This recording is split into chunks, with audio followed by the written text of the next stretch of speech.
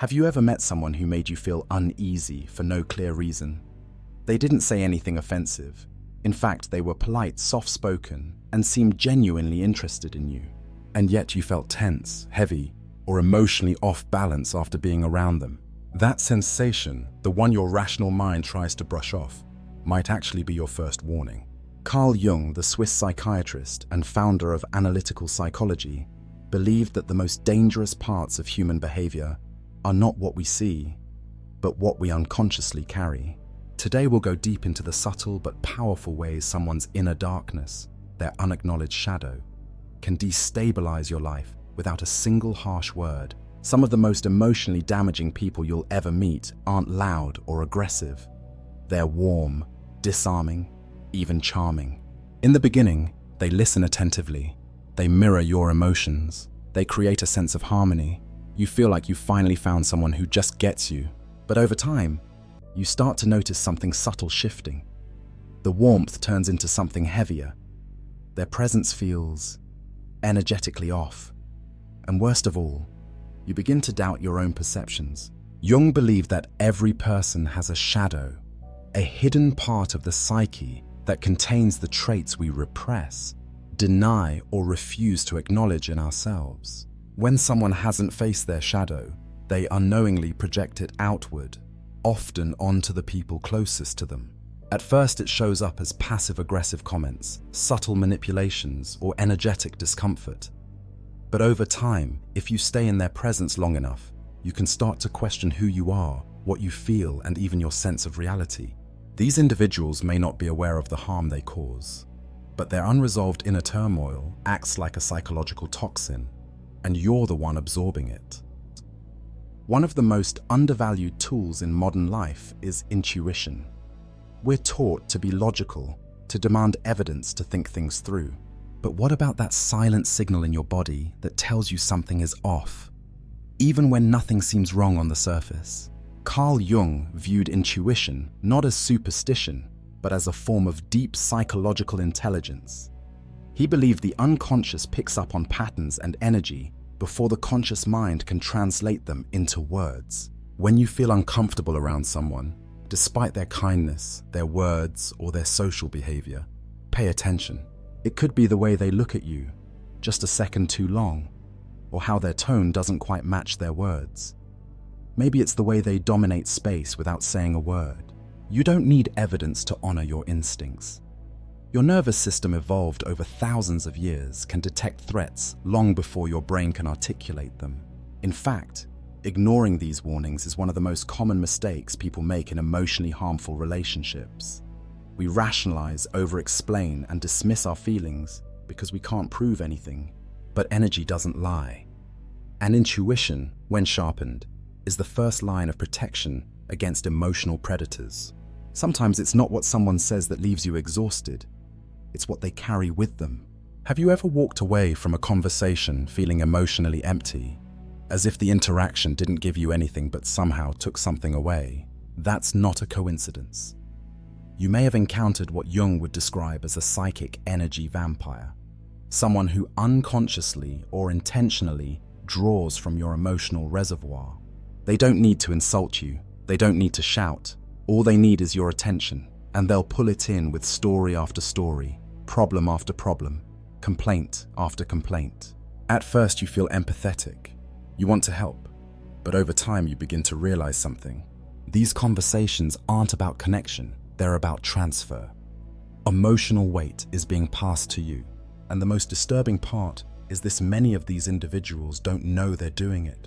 They haven't processed their own pain, and so they constantly look outside themselves for someone to carry it. You'll know you've met someone like this when you experience a pattern. They always steer the conversation back to themselves. They seldom ask how you're doing, and when they do, it's performative. You feel inexplicably heavier after seeing them. And most telling, you feel relief when they're gone. This isn't just emotional fatigue, it's energetic imbalance. Jung emphasized the importance of recognizing psychological projection. When someone pushes their unresolved shadow onto others, these energy-draining individuals are doing just that, turning you into a receptacle for their suppressed pain, guilt, and anxiety. The solution isn't confrontation, it's clarity. Recognize what's happening. Set boundaries. Reclaim your emotional space. You're not cold for protecting your peace. You're wise. Of all the ways people can undermine your sense of self, gaslighting is one of the most subtle and the most dangerous. It doesn't begin with insults. It begins with confusion. Someone questions your memory. They say you're too sensitive. They accuse you of overreacting. They dismiss how you feel with a smile, with a soft voice, with phrases like, "I never said that. You're imagining things. You're overthinking again." And slowly the foundation of your inner truth begins to shake. Gaslighting is psychological manipulation that makes you doubt your perception of reality. It's not just lying, it's eroding your ability to trust yourself. Carl Jung once said, "The privilege of a lifetime is to become who you truly are." But how can you become yourself when you're constantly being told that your version of reality is flawed? Let me tell you a story. A woman I worked with, let's call her Eliza, was in a long-term relationship that seemed perfect from the outside. Her partner was successful, generous, and charming.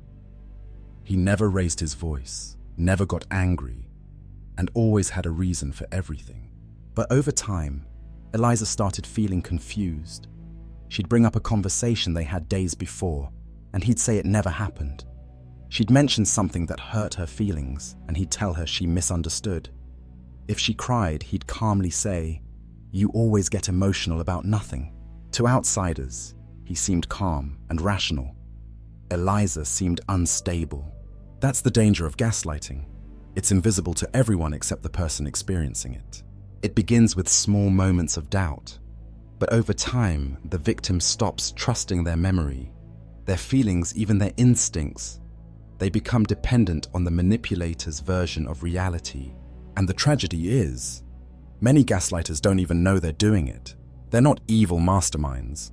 They're people who are deeply uncomfortable with conflict, emotion, and accountability. So instead of owning their actions, they deflect, they twist, they deny. Jung believed that everything that irritates us about others can lead us to an understanding of ourselves. But for that to happen, the individual must be willing to look inward. Gaslighters are not willing.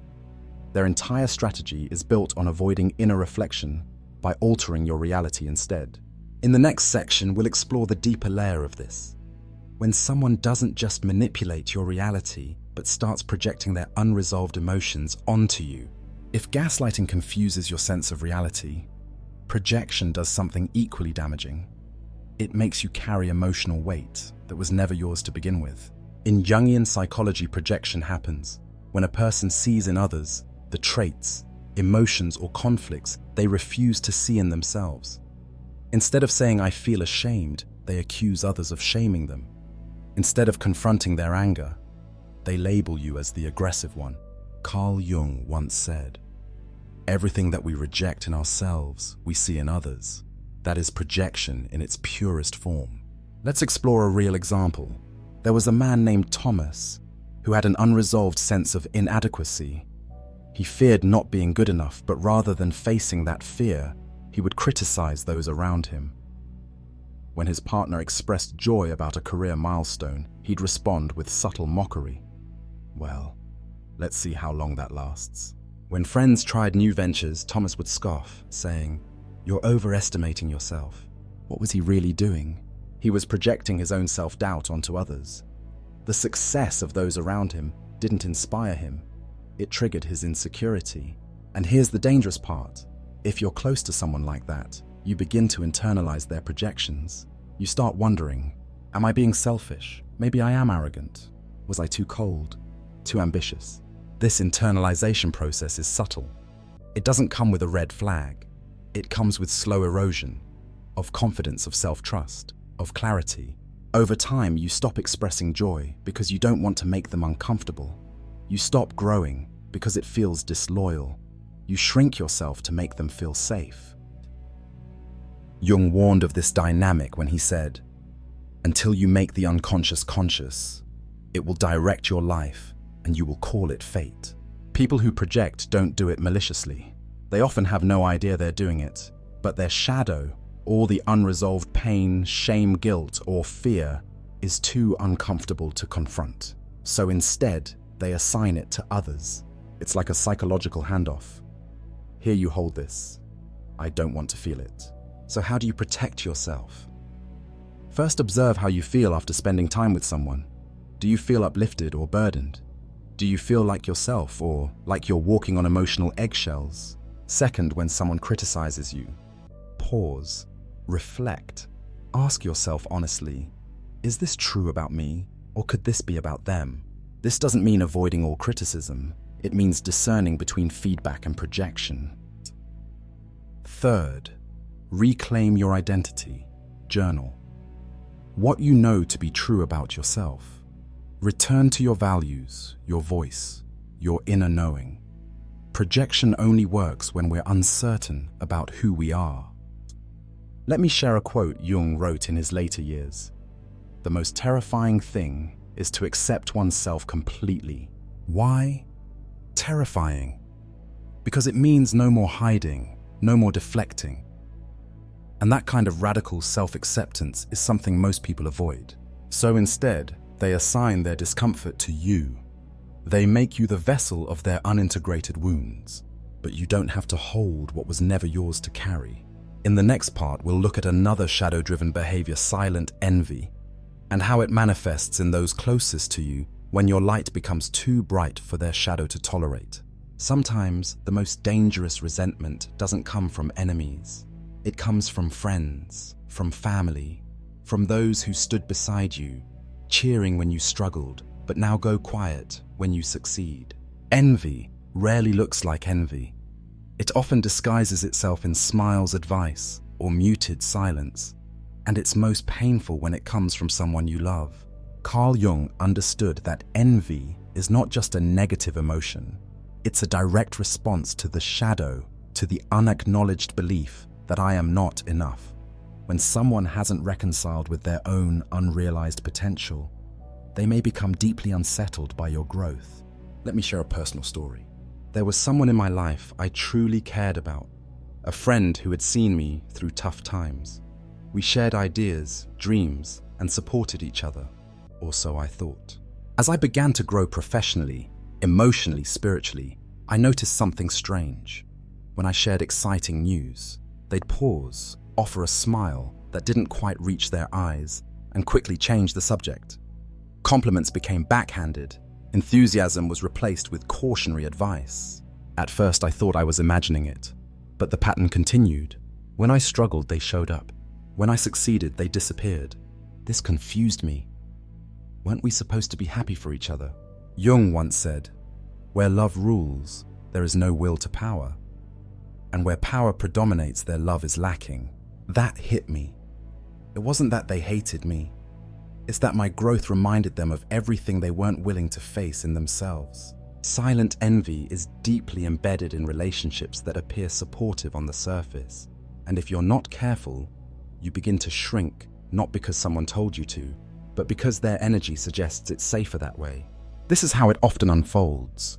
You start censoring your joy. You downplay your wins. You second-guess your ambition, all because someone close to you can't celebrate your light without being reminded of their shadow. It's important to say this. Their envy is not your fault, but it is your responsibility to notice how it affects you. How do you recognize it? You feel guilty for succeeding. You receive subtle jabs instead of congratulations. Your good news is met with disinterest, critique, or quick topic changes. Their support becomes conditional, present when you're down, absent when you rise. And how do you respond? With awareness, with grace, but also with boundaries. One of Jung's most profound teachings is this: the brighter the light, the darker the shadow. Your evolution doesn't threaten people who are aligned with their own path. It only unsettles those still avoiding theirs. And so your responsibility is not to dim your light, but to learn how to let it shine without apology. That may mean redefining relationships, creating space, losing people who can't grow with you. And yes, that hurts. But it also makes room for those who are genuinely inspired by your journey, not intimidated by it. Remember, silent envy isn't always about malicious intent. Often it's about unresolved pain, But you are not responsible for healing that pain if it comes at the cost of your authenticity. Instead of hiding your joy, let it expand. And in doing so, you'll unconsciously give others permission to rise too, but only if they're ready.